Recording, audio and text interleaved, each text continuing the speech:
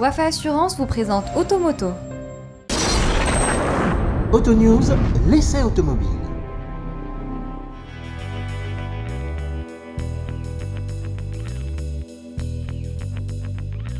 C'est à Marrakech que le staff de Peugeot France et celui de Sopriam, l'importateur de la marque au Maroc, ont convié la presse de la région Maghreb à découvrir la nouvelle Peugeot 301.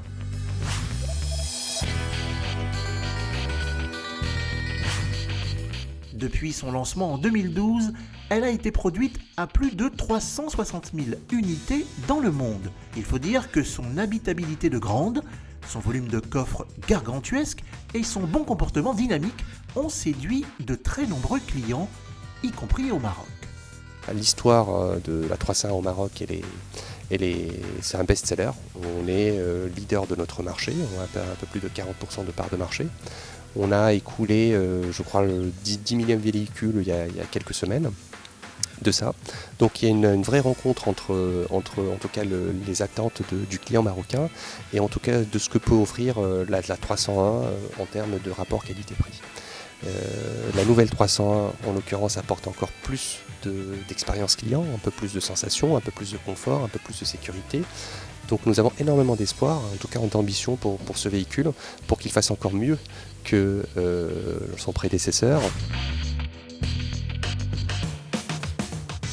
Histoire de surfer sur la vague du succès, la 301 s'est refait une beauté. Pour ce qui est du style, elle hérite d'une calandre plus verticale et de projecteurs dotés d'une signature lumineuse à LED. De nouvelles jantes en alliage de 16 pouces et des feux arrière à 3 griffes lui apportent un peu plus de modernité. Une silhouette attrayante qui n'est pas sans rappeler celle de la grande berline 508.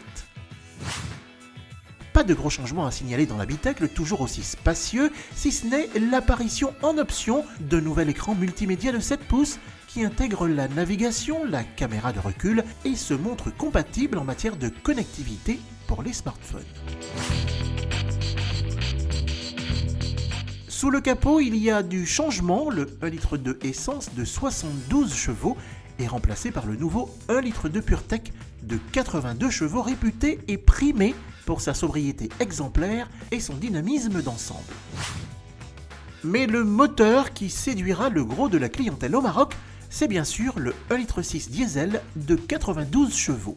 On pourrait lui reprocher sa sonorité parfois envahissante dans l'habitacle, mais pour le reste, cette mécanique, associée à une boîte de vitesse manuelle à 5 rapports, exploite son potentiel de puissance avec une aisance remarquable.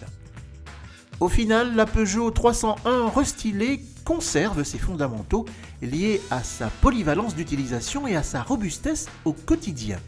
Ajoutez-y une grille tarifaire qui ne devrait pas beaucoup évoluer, en tout cas pour le diesel. Le lancement de la Peugeot 301 restylée interviendra dans le Royaume en avril prochain.